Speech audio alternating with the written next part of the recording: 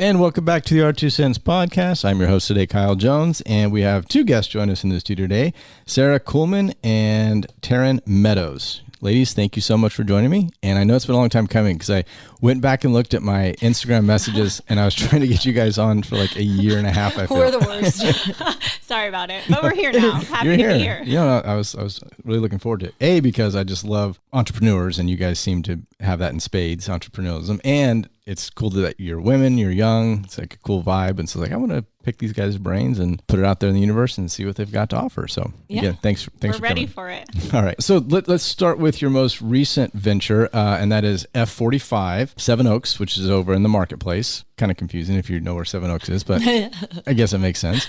And you guys started that, you did a little soft opening towards the end of November, and then early December you had your grand opening. Yes, that's correct. Right? Yep, Okay. yep. Tell us a little bit about what F45 is. What does it stand for? What's the philosophy behind it? What's the business model? And let's dive in from there. Perfect. Do you want me to take start? it away? Okay. And then Well, continue. basically, technically speaking, the F stands for functional, 45 minutes. The 45 is for the 45 minutes that you spend in a workout.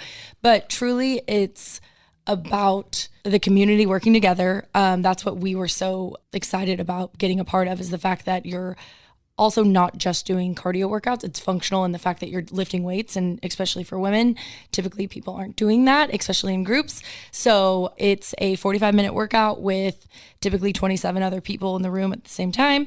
You have 2 coaches, and all the movements are anywhere from box jumps to just dumbbell curls, or help me out, anything else that we're doing. But it's fast paced and you're always on a timer. So it's so efficient. So for us, like, we want to get in and get out and get on with the day. And it's really fun. It's high energy, but it's also meant for everyone. So you don't have to be an athlete to excel at F45.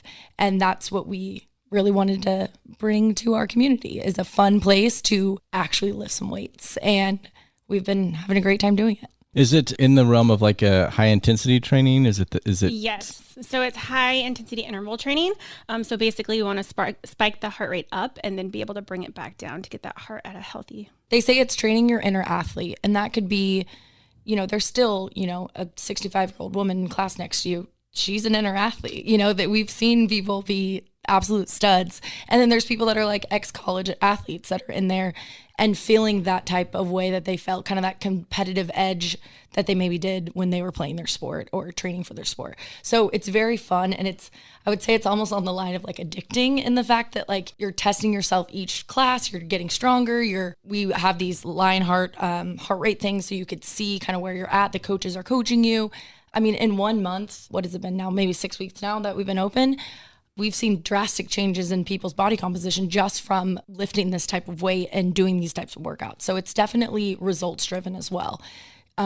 We don't want anyone staying the same, to be honest. Like, we're here to grow, and that's something that the franchise showed us, that it's not just to get them in the door and then never talk to them again. You're going to be actively wanting to make sure that they're getting the results they want. And some of that can be, hey, I just want to play with my kids a little bit longer. I want to be able to like walk longer with, whatever. So all goals are different, but we're just here to hopefully facilitate and make everyone better than they were the day before. You brought up something as a franchise. And so briefly, or we'll get into your other business more, but just as a tangent, you guys have another business here in town that you operate, Fit-Pantry, which we all know and love, especially if you're in the health food space. Thank you.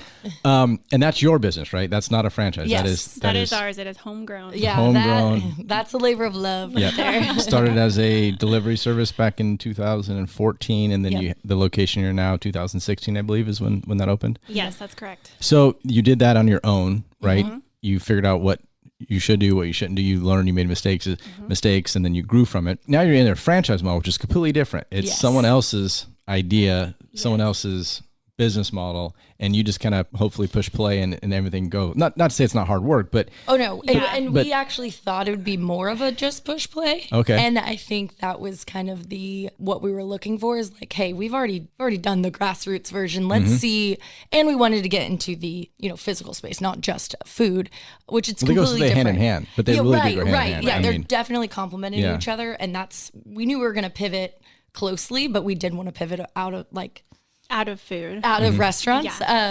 So when we chose this one, we definitely thought it would be packaged with a pretty bow. Yes. And there's definitely a lot more into it, but as far as now that it's open and we've kind of done that legwork that maybe we thought would be a little bit easier, now it's nice because, the product is beyond what two people could put together. Like it's programmed every day by technology. So when you walk in, no workout is going to be the same. So if you start now and you're still here 5 years from now, you'll never repeat the same exact workout. And isn't every F45 doing the same workout every day? Yes. Yes, across the world. Yes. It's a global brand. So Did it it is start in Australia? really neat. It Yes. did start in Australia. Okay, that's what I thought. So, and when we spent 2 weeks at, they call it induction, but basically like learning the brand, it was so impressive of like, there are dedicated people every single day to like every movement. Like you might, you go to a workout, you don't have to know the science behind it to get the results, of course. Like some people just want to get in and they don't really care who's coming up with it. They just know they like the workout.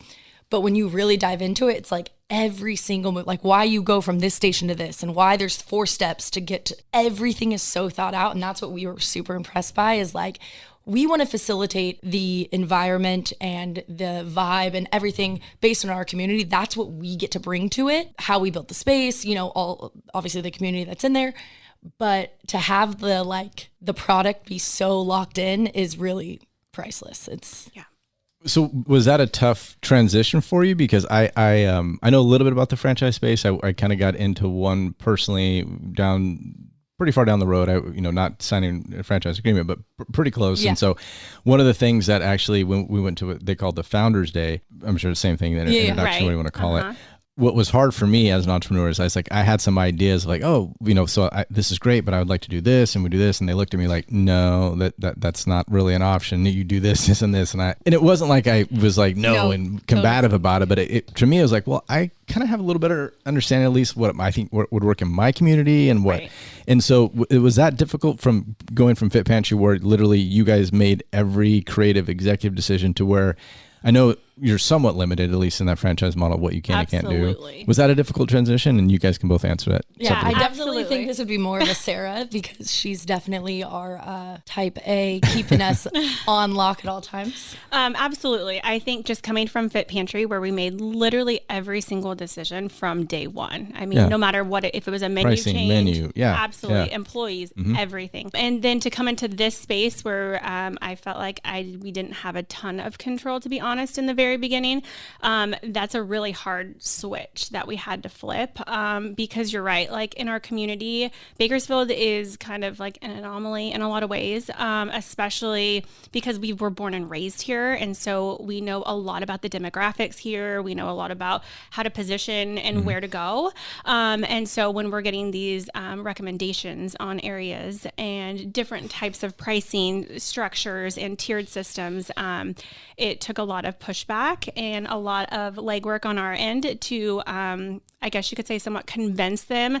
that we understood. Yes, we understood our market and our people and our community enough, especially with having Fit-Pantry too in the location that is relatively close to where we are now.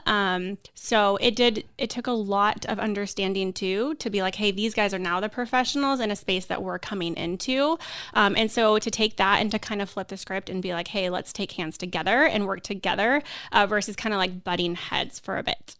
Yeah. No, but I will say overall, they are pretty receptive. And I think that's something that they're going through as a franchise as well. Like there's been a lot of changes in their franchise over the last couple of years. So there were things where we're like, this kind of doesn't make sense, and it was a little bit more so of like trusting someone. We've always been of the spirit of like, if we fail, it's because we did everything we wanted to do exactly how we wanted to do. It's not going to be because we were scared to do something where there was a time when we first were opening Fit-Pantry and they're like, don't do a drive-through. Drive-throughs will never work. We do 85% of our business through a drive-through.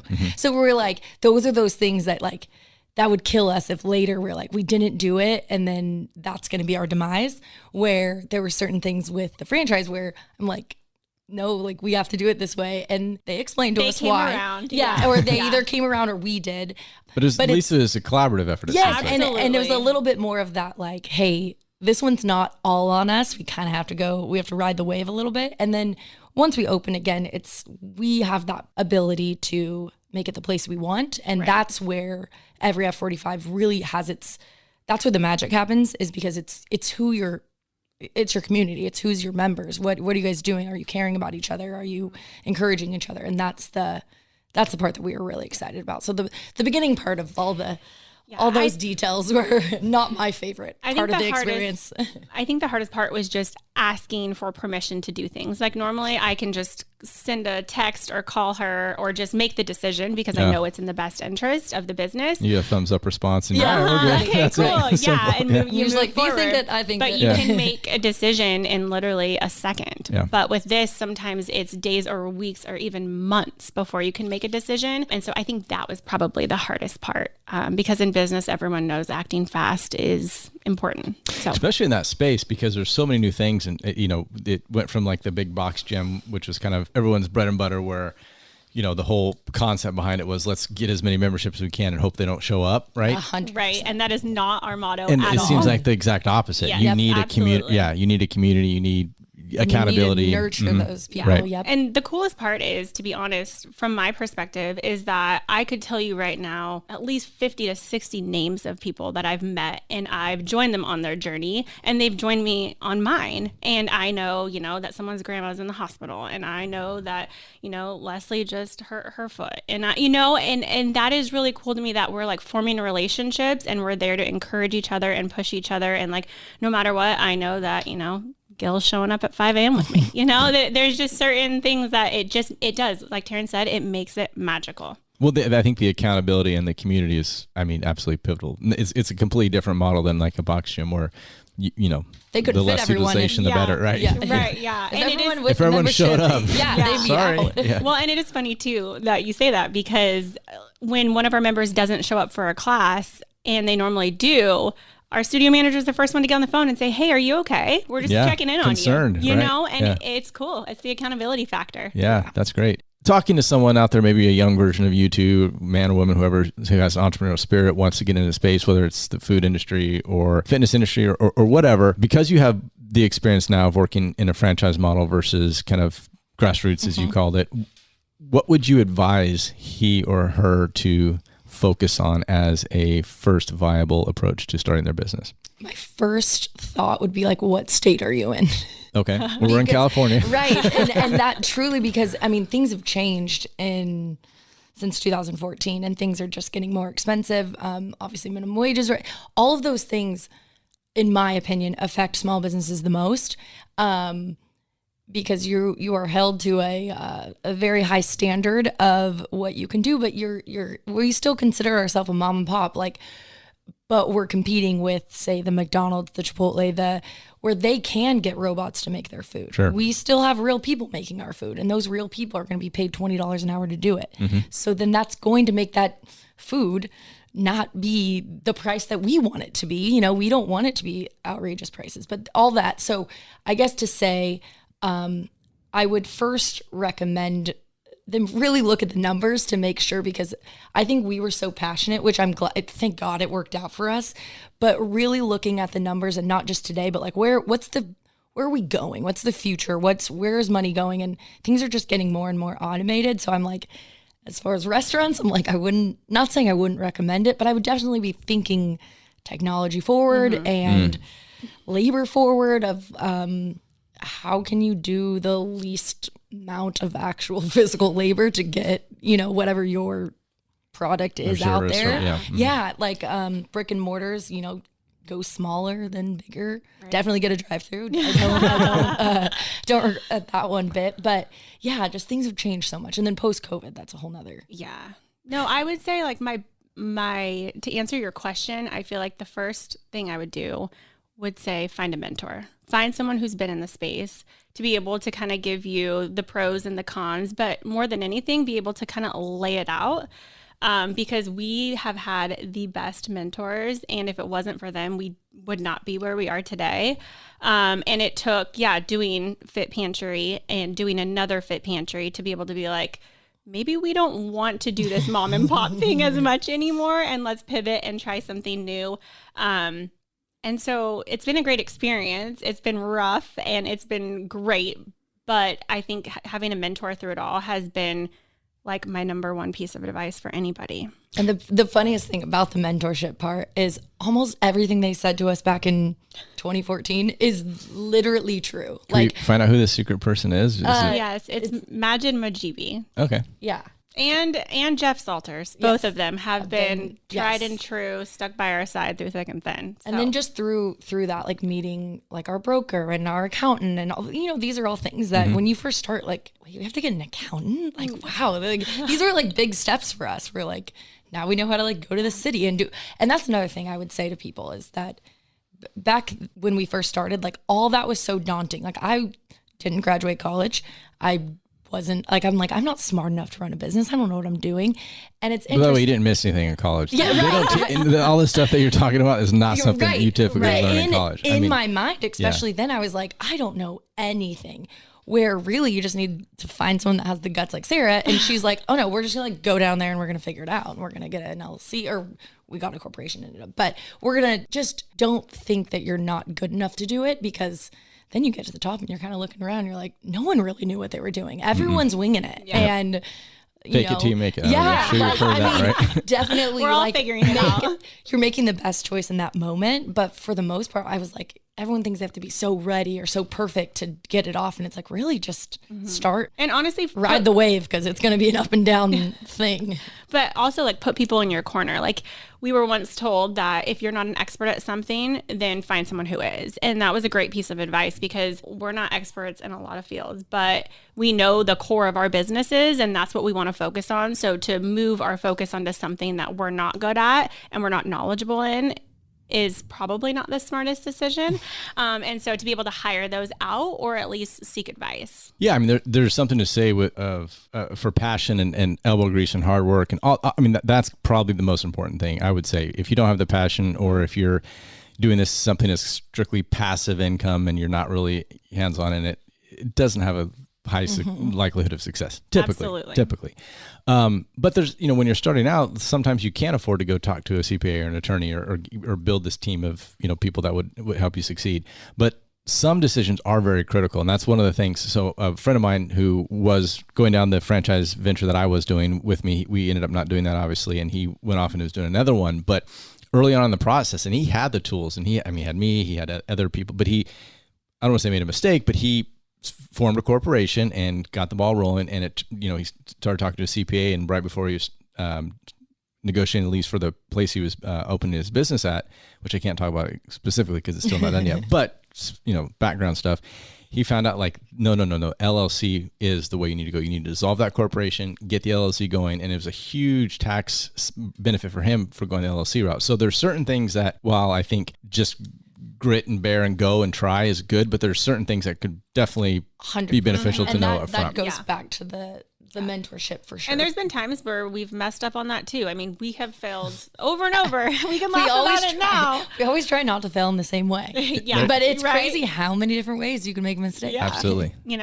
Every day we make mistakes, but we learn from them. You keep persevering. Absolutely. You keep, hard work, and that's the stuff where it will make it pay off. But I think to go what you were saying earlier, having that mentorship, or at least having someone to say, hey, like, here's a few things you really need to consider first, goes a long way, from making some pivotal mistakes that may like bury you down the road or make it very hard to dig yourself out of that hole. Yes. Not to say you can't dig it out of it, but if you can avoid getting there in the first place. Yeah. And so appreciate those answers. My question more specifically is between a franchise and non-franchise model, I guess. Have you been doing the franchise long enough to kind of have an opinion as to which is I don't want to say better, but if you could do it all over again. Yeah, exactly. What would you think? Yeah. Right now in this very moment, I want to know if we're going to say the same thing. The entrepreneur in me is like, do it on your own. Have free will over all of your choices, your decisions. And if you have that passion and that purpose behind it, then I feel like you will succeed. I feel like you could go the franchise route if you didn't have as much of a passion, and I would never encourage that. See, I would think the opposite. I think Let's hear. Only because I think that we did, at least. You really get caught up in so many of the details of trying to make your passion, like make it work. Like Fit-Pantry was literally the labor of love. And then it's like we blink and it's like 10 years went by. Like we were so head down just grinding this out, where I think both of us at F45 now we're like, this is fun. We can enjoy it more. This is like, we don't have to think of every single detail. Like we get to really cultivate. We're a little bit like almost elevated, where we're actually owners, where Fit-Pantry, of course, we always owned it, but we were so much more in it, which has its benefits, and we loved every minute of it. But this kind of feels more like you enjoyed a little bit more, in my opinion. Maybe because I think Fit-Pantry is more stressful. Fit-Pantry has a lot more moving parts. There's triple the amount of employees at Fit-Pantry, and we're open way more hours. And the stakes are just higher. I mean, yeah, like how much money you're spending monthly. Ordering and you're spending. And so there's a lot more moving And the compliance issues with food, right? Absolutely. Like state, the city, yeah. There's just a lot more moving parts with Fit-Pantry. So I understand what you're saying, and I agree to a certain extent. I think just if I were to encourage someone who had a lot of passion and had a good purpose behind it and a great idea, and had just the gusto for life to get it done, I would say wholeheartedly do it on your own. Don't report back to somebody. Yeah, because it's interesting because it's not always an easy decision like that, because getting into a franchise model typically requires a little more capital than if you're starting like your own business from the ground floor, right? You can maybe get by a little cheaper, or maybe start a little smaller, right? With a franchise, you really don't have that option as much. So I would say that may be a barrier to some people. If they don't have the capital, then that may take that out of the realm of possibility. But I was kind of asking that question with all that being equal. You had the capital to go either way, and you just were deciding on what model would be the approach. I guess that would be the But if you ask me right now to open a gym by myself, I would say no way, no how.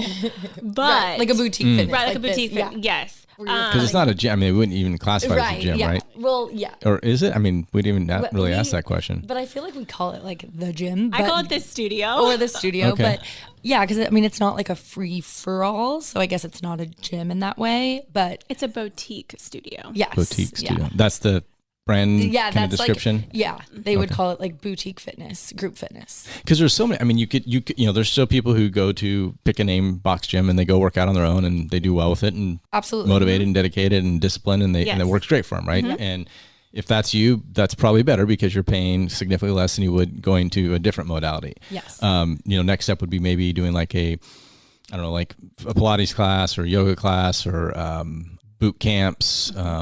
What's the CrossFit. one? CrossFit. Yeah, I was saying, what's one everyone gets hurt on, but I don't want to say.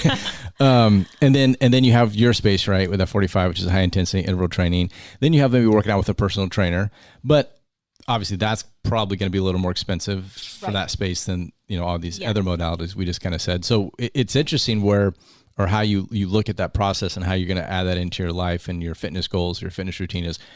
You almost have to ask that question is, okay, what are my goals? How much am I willing to spend to achieve those goals? And then from there, look at which avenue is the best approach. Because I would assume, and you guys may not think this, but if you had the resources and you can work out one-on-one with a elite private trainer, that probably is going to net you the highest results. Would you agree, disagree? No, not necessarily. Okay. I personally thrive off community. So if Tarin's like, hey, let's go to the gym, I'd be like, yes. But if a personal trainer and I was there by myself, I probably wouldn't enjoy it as much. I really thrive off other people's energy. And so I feel like when there's 30 people in a room, you can just feel the energy and it makes you just want to work out harder. I think people really underestimate like the human need and nature of like struggling with other people. And I think no matter if she's way more athletic or whatever it may be, and I'm maybe just getting started, I think it really fuels people of like, hey, we're both doing this together. And maybe I'm not where I want to be on my goals. And maybe, you're looking for a different goal somewhere else. I think that's the juice. Like that's the thing that I think group fitness is really targeting, is that people want to be together and want to do hard things together. And then at the end, we do with it, like every class, we're always high-fiving every single person. And I just think, I just think humans need that like community. Yeah, that feeling and that kind of accomplishment and kind of being seen in their little group that they feel safe. It's not to say that they need everybody to know that they worked out today, but like having your people know like, hey, that was a hard one and we did it. I think that goes a lot longer than maybe you would think. I mean, for sure, we're tribal. I mean, that's, I think, in essence, kind of how we function. And sometimes that's a good thing. And what you're talking about. Sometimes it's a bad thing when you're in your ideological camps of religion or politics, whatever. Right. We tend to take sides and stuff. But I think when it's a positive tribal community thing, such as your class, I could see how that, provides people maybe some more incentive to go actually and work out, or more excited to go, more excited to be there. Because let's face it, most people don't like working out, at least hard. It's difficult, right? Right. It makes you uncomfortable, at least during the moment. I mean, some people enjoy that. I guess that's their thing. But it's fair to say most. I know we always you guys talk may about be like weirdo. No, we talk about this all the time. And we've, before we open, we were talking. We always chat about like how we're going to approach people. How are we going to have these conversations?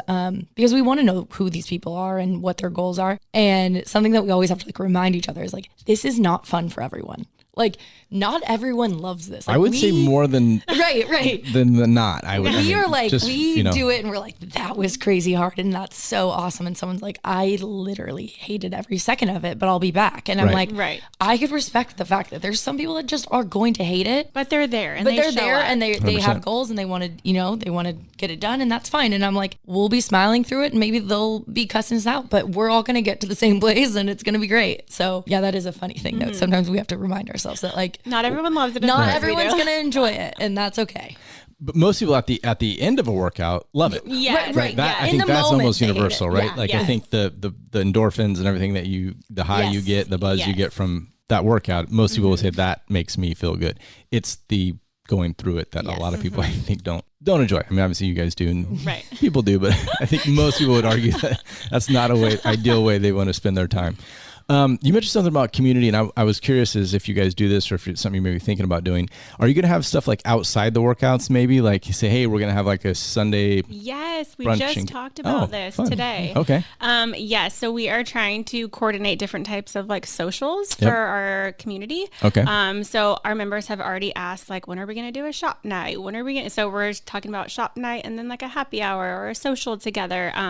So those are definitely things we've already, started looking at different holidays and things like that, where people want to show up to class and they want to show up in, full holiday spirit. And then they want to go out afterwards and have a lunch together, or like different runs together, community involvement, community outreach, things like that. So yeah, we're taking all types of advice and recommendations from our members, our coaches, our staff. It's really cool. That is great. Really cool. And a lot of nonprofits have reached out. I know Biggest Old Angels asked how to get involved, and anything that we could bring health and wellness and positivity and wherever we could bring that, we want to do it in whatever space we have, whether it's through Fit-Pantry or through F45. I think that's that's what really is why we're here, Sarah and I, is that like we are of service to others. That's what we love about this. And I think we love this town. We love being here. So we want to help as many people, and not in a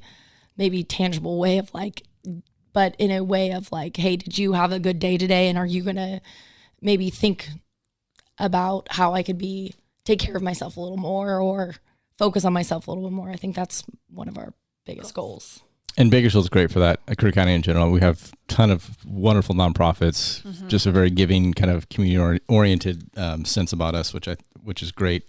One thing I was curious about, and I don't know if you can even talk about it or if it's part of their model or not, but because you guys have Fit-Pantry, to me, nutrition is one thing, exercise is another thing, but they really go hand in hand. And I think with our concept of wellness and what that looks like, I think, a nutritionist or dietitian or eating right, working out right, and doing all these things, supplementing right, whatever it's going to be, eventually we're going to have a place to go to in town. And I hope it's soon where you kind of get it all. Are you able to work with members and kind of coach them on the diet aspect of that journey? Okay. Yes. Yeah. So we do actually have a couple coaches who are certified in nutrition. Awesome. And so they are a key part of helping. We actually have a 45-day challenge coming up in February, where Fit-Pantry will offer some meal vouchers and some different discounts for members of F45. That's awesome. Because it's not like not to talk smack on someone who owns a McDonald's or whatever, but it's not like you're giving away McDonald's gift certificate, because that kind of would defeat the purpose. Right. Yeah. Yes. They do go hand in hand. And they're so complimentary of the fact that like, we want you to feel good. And that starts with, what you're doing, what you're saying about yourself, what you're eating. It's like such a encompassing goal for us that, it's easy to throw Fit-Pantry in there, because it's like, hey, not like I've seen the workout every day, but what are we eating? What are we doing? What are we doing in our off time? And it really does change the way you feel. And so that's kind of, the biggest thing too, I feel like I need to mention this, is the thing that we love about F45 and our studio as well is getting the men in group fitness was a big I was going to ask what the breakdown is, because so that was I did one class and it didn't seem to be a 50-50, but I only went to one. So right. No. And you're right. It's definitely heavier on the girls. The ratio, is probably around 60 to 40. Oh, that's actually better than I thought. But she's right in saying that even just having the idea, I think most men would probably steer clear of these types of studios, thinking that they're more geared towards women. But the irony behind that is when you get a man in there, and he works out, we've had a couple of them not have the best experience because they gas out first because I think they go too hard. They underestimate. I'll sign myself up for that. They underestimate I did that like competitive spirit that still is with them. And a lot of the times, or they think they're 20. Yeah. Well, yeah. Right. And they're going to the gym and they're doing what they've always done. Right. And then I ask, one of the questions is like, have you met your goals in the last 15 years that you've been at that box gym doing the same thing you keep doing? Over, yeah.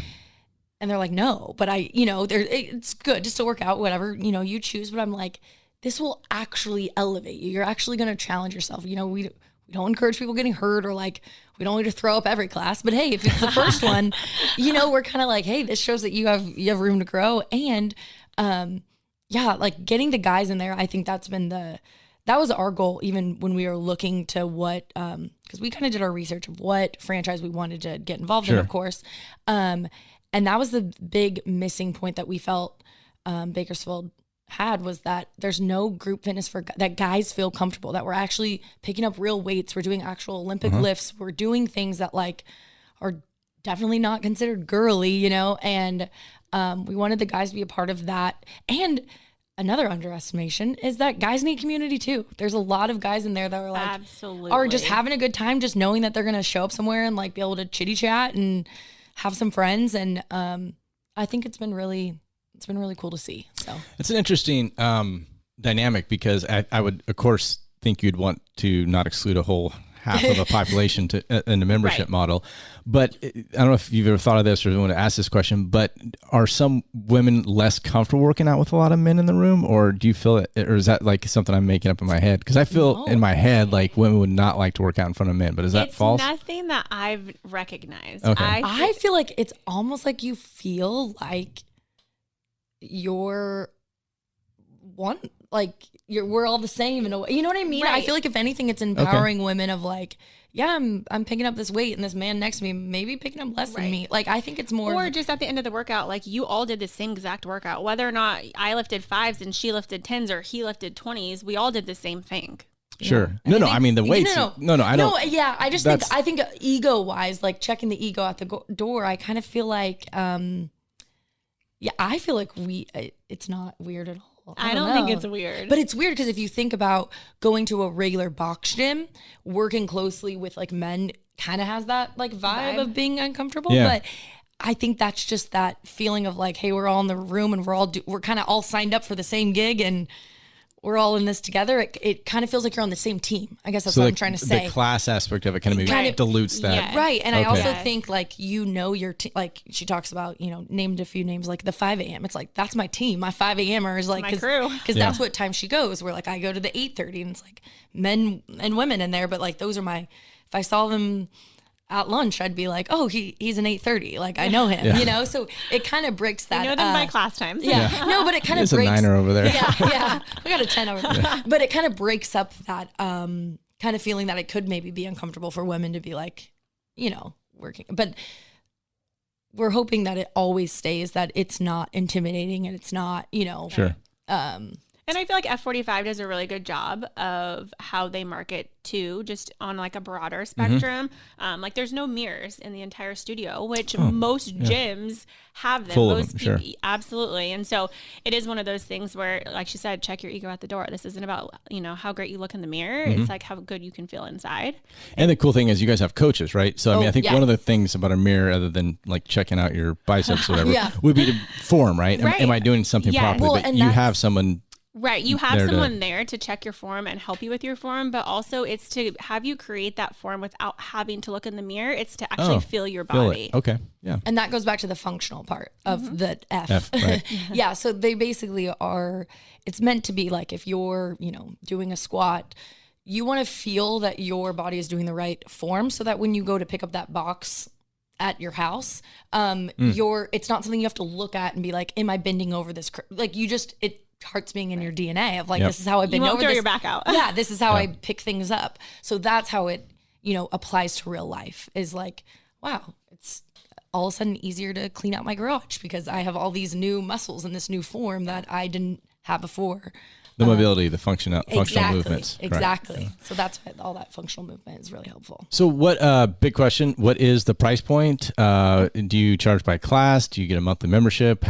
If people want to try it for a week, what options do they have if this is something that their listeners are interested in? So right now we have a couple specials going on.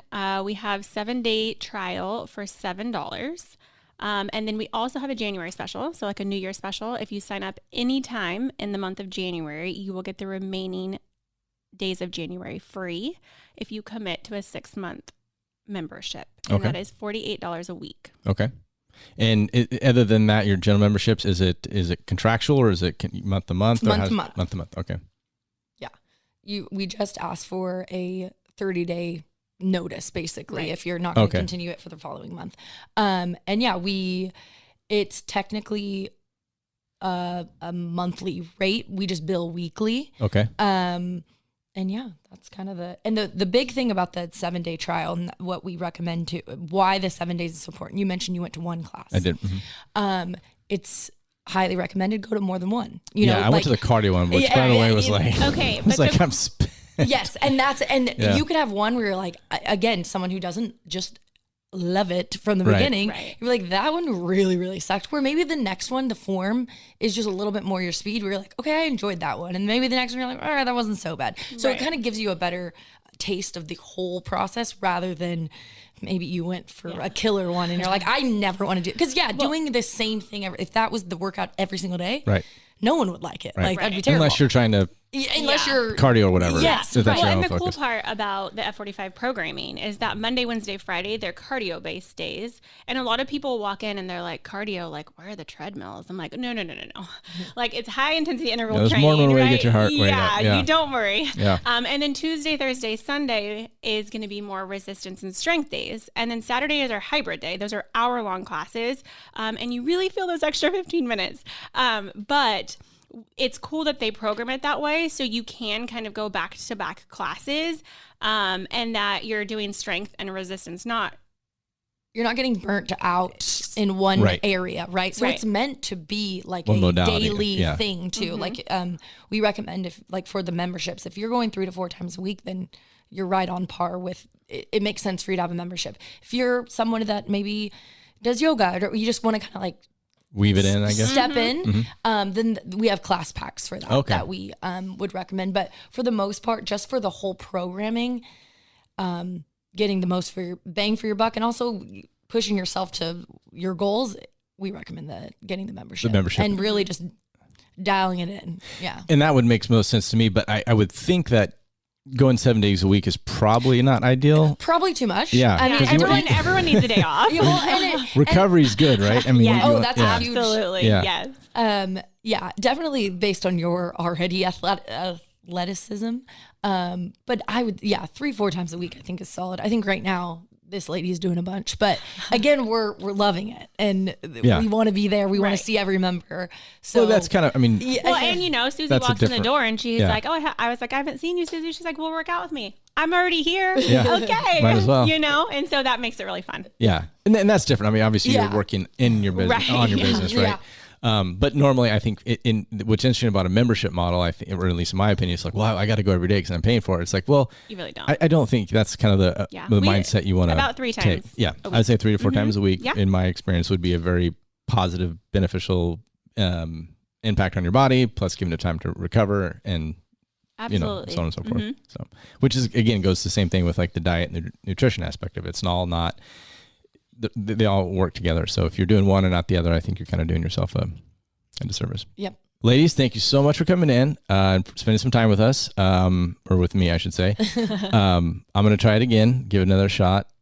Not the cardio one. But I'm going to come on a strength day. I'm going to do it, come on a strength day.